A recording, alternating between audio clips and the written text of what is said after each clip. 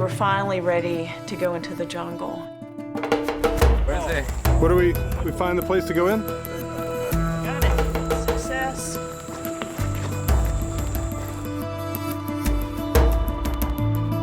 We very much appreciate them, and we are honored that they are part of our team and honored to be led by Eric.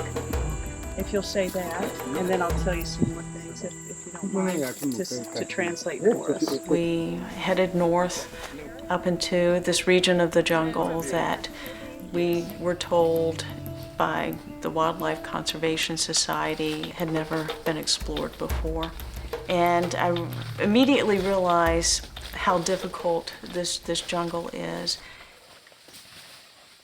These jungles are very, very hot, and we are sweating profusely, and all of us, our clothes were absolutely just drenched within minutes of even starting the trek with the bags that we were carrying.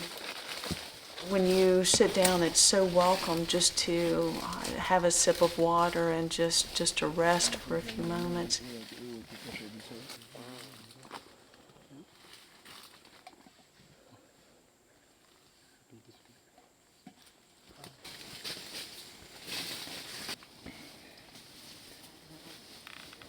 Keep looking around because you keep thinking, well, there's got to be some snakes and other things in here, but I certainly haven't seen any of them.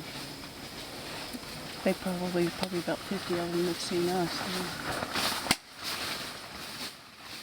Our satellite images had shown that there were tributaries that were coming out, and so we had projected the path that we would take to cross these tributaries every so often and restock our water supply. But every time we got to these points, there was nothing but a dried creek bed. Boy, this area is tough. We run into a bunch of vines and thick brush, and it just takes a little time to hack the way through. But now our big thing is going to be to find a water source. Our water's being depleted, and it's the dry season, and we've been told that the areas of water that we thought were going to be a little closer, I believe, are going to be a little bit further away. So the guys have stopped and got these, cut these vines and had fresh water in them, which is really great. But it's a limited supply of water for all of us. We're about 10 strong right now. Look at this stuff. In 4 days or 5 days.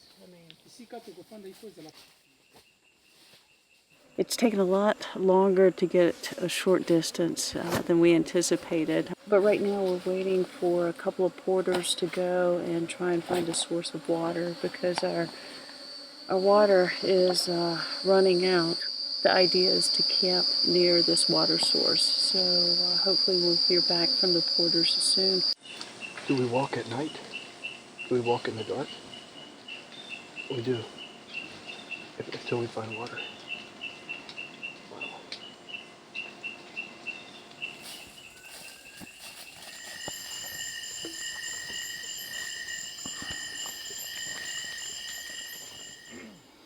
We woke up to gorillas. These are western lowland gorillas. In addition to eating leaves, plant stems, and the occasional caterpillar, they eat mostly fruit.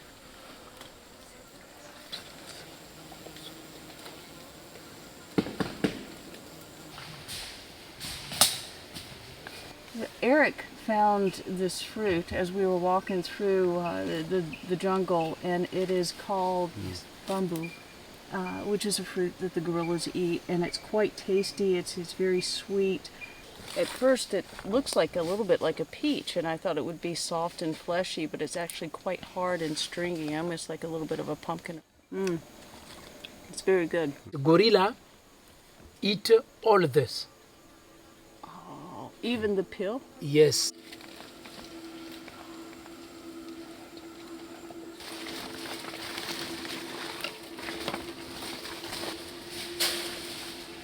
All of these vines have got these tiny little thorns on them, so you have to be careful about what you grab because you'll slice your hands open like I have. But these guys are being so good to cut a lot of those back for us so that we don't get wet. The dark spots are not dirt. This is blood that has dried through my shirt from where thorns and briars pierced my skin beneath it. This canopy is so thick that at any time of the day you have no idea where the sun is. There's no natural guidance. We realize that the satellite phone that we have, even in the areas where there was a little bit of a clearing, there's absolutely no reception.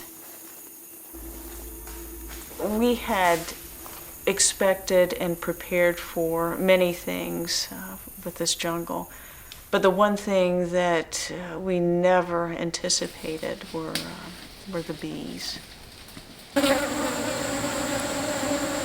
Bees were very attracted to the moisture in our clothing, and that is because it's dry season and there's no water in this area. You have to go much closer to the river and the marshy areas, which we were a good distance away. This is unreal.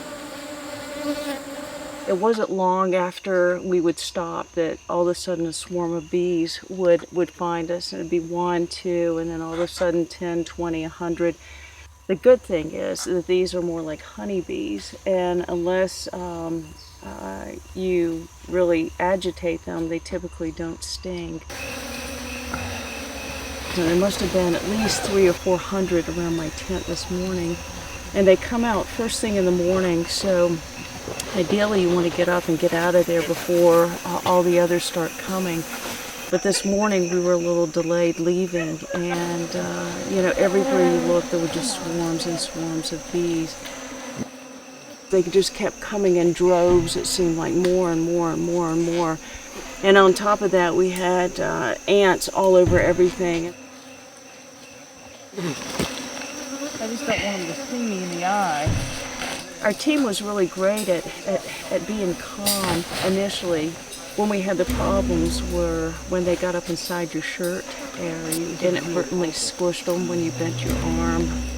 I don't know if I can deal with this. Ow, ow, ow. They were going inside my ears, they were inside my glasses, they were stinging my back. The guys constantly were getting stung as well. We were just absolutely frantic. It was just like this mad rush to get out of that camp space and to get away. Oh, I have one in my arm. Oh. Inside? Yeah. When I bend over, they get me on the back. Was absolutely the worst experience I've ever had with anything with nature.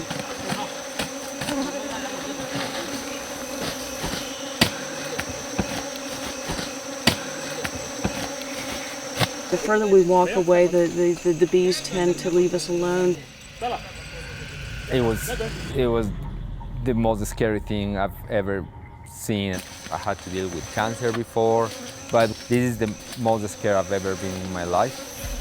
As an EMT, I always think of the safety of the group, and Congo was a serious challenge because we were thinking that we were gonna deal with the snakes and we were gonna deal with insects, but there was thousands of bees all around all day long.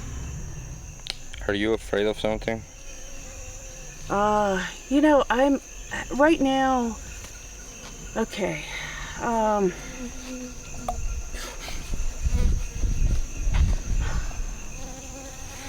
As a medical professional, here's what I worry about. We've got swarms of bees. I've got 4 EpiPens and there are 10 people here. The EpiPens are used for anaphylactic reactions. So a person who's allergic to a bee may have a response that makes them to where they can't breathe. And without help, like with an EpiPen or a facility or doctor or other means, the person typically may die. So we've had some of the most difficult struggles, both personally and as a group, ever in my experience that I ever could have imagined. I think I've got a bee inside my shirt. Oh. How they sting. Good thing is they only last a few minutes, but boy, does it hurt. You know, if all of a sudden we get into a swarm of stinging ones and we'd have a situation, that would not be good.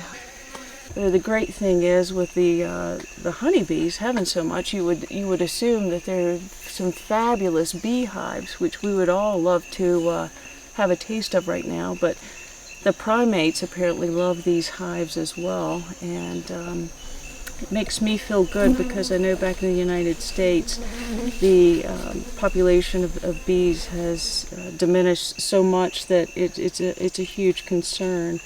And it's wonderful to see so many. I just wish they didn't like us so much. We were never prepared for this. You know, we had a sat phone and telephone numbers of helicopter companies, but there's no helicopter that can land in the middle of the forest. You know, the canopy is so thick, and it's the first time ever that I feel like there's no safety net. You know, it's the first time ever that I can say that I could die there and with no help. You know, even I had my partners and Amy and Will. I know that it's just so difficult.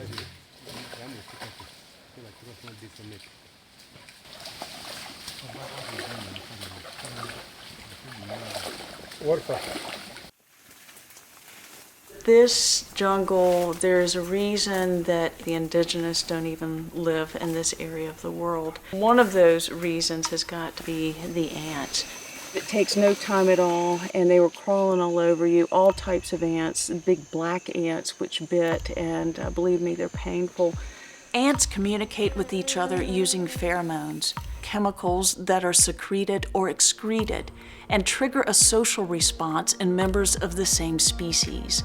Because most ants live on the ground, they leave pheromone trails on the surface of the soil that may be followed by other ants. An ant that gets crushed will emit an alarm pheromone, causing nearby ants to react in an attack frenzy, signaling even more ants from farther away. As you can imagine, there's an enormous amount of ants on planet Earth, and I've heard that if you take a balance and you put the weight of the human race on one side, the ants would balance it out. That's how many ants are on planet Earth. The most critical thing that all of us dealt with, and the most intense psychological thing that we had to overcome, was the lack of water. Each day our trek has been geared towards finding a supply of water, and twice the porters have had to go in about 50 meters or more and find a source of water. And I'm going to show you what the water is like here, untreated. It is just, yeah. But there's nothing. Even the use, mine's empty too. Yours is empty? Yeah. I have just my... No porter's got any bottle of water. So, it's very difficult to see, but this is not clear water. It is brown, and we've had a SteriPen that we've treated it. A SteriPen is a device that you insert and stir the water with, and it kills the bacteria and the parasites and the viruses in your water. It doesn't clean the water, so we were still drinking this brown water with sediment in it. We realized we have about 4 miles to go the next day before we ideally get to this logging road, and at that point we're going to call for help and get the GPS coordinates and have a driver come and pick us up. We pull our water together, Will, Tibby, and mine, what is left in our water bottles, and we pour it all into one water bottle, and then we divvy it out amongst the 3 of us.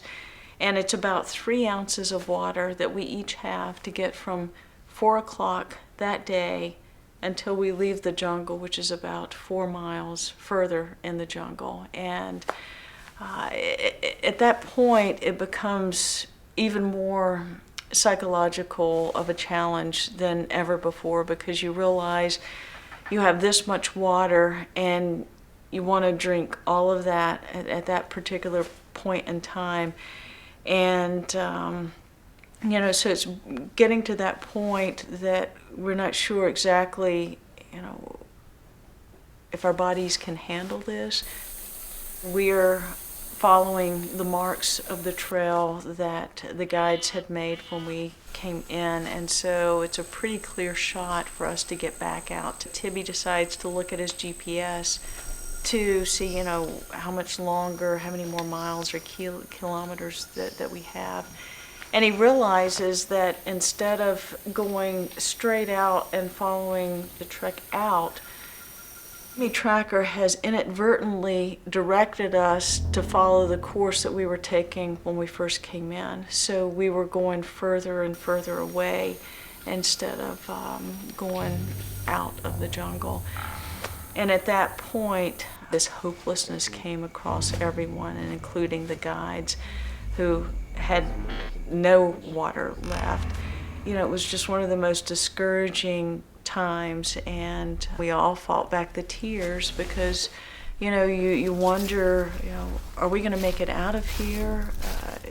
You know, is the path we think we're following really the path that we need to follow? Are we going to be stuck here, you know, another several days and trying to live without water? You have no choice but to keep moving, and the more you move and the faster you move, the more you sweat and the more dehydrated you become. We just kept telling each other to keep moving, because if we stopped, we would die.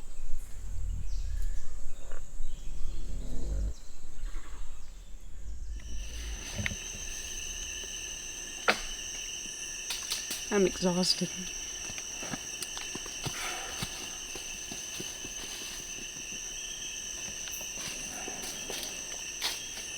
We're in survival mode. Yeah, we're definitely in survival mode. It's 5:15, and we've got to get up so early because the bees start coming out. But we have about 1.3 kilometers doing this kind of thing all over, so it's probably going to take us close to 3 hours. And we're all not only exhausted, but we're all dehydrated too. We have no water, and you start playing mental games on yourself too. Ants are everywhere. Anyway, onward we go, and hopefully we'll get out today.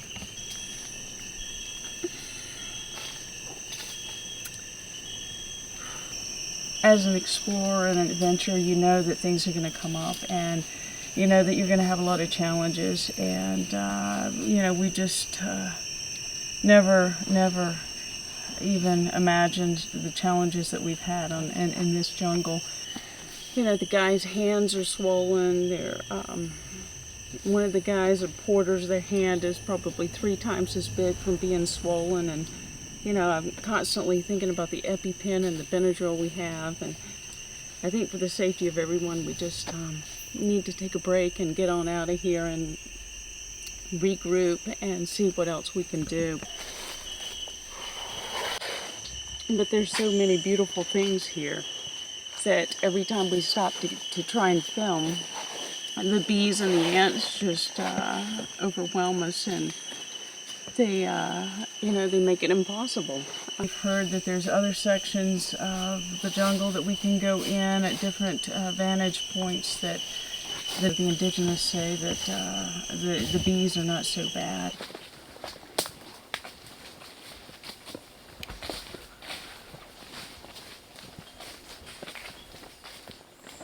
So we need to first call Emilion right now, probably.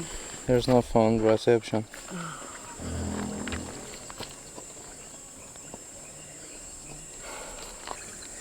I am like so dehydrated. It's beyond anything I've ever experienced in my life. It's just and you have to keep plugging. So I guess we'll be walking down this road and getting some water here. Along every logging road are eco-guard stations.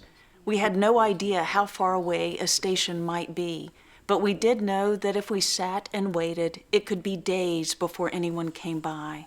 So, once again, there was only one thing to do: It's exhausting even to get up. walk. We all have struggles in life, and sometimes they're physical, and sometimes they're mental and psychological and emotional. We were experiencing all the above, and we realized that you have a choice. You can either keep moving forward, or you can give up and succumb to your circumstances. There were points when we all wanted to give up, but we were a team, and when one member was weak, the others were strong, and we always pulled each other up, and together we persevered. 4 miles. It was 4 miles to the EcoGuard station.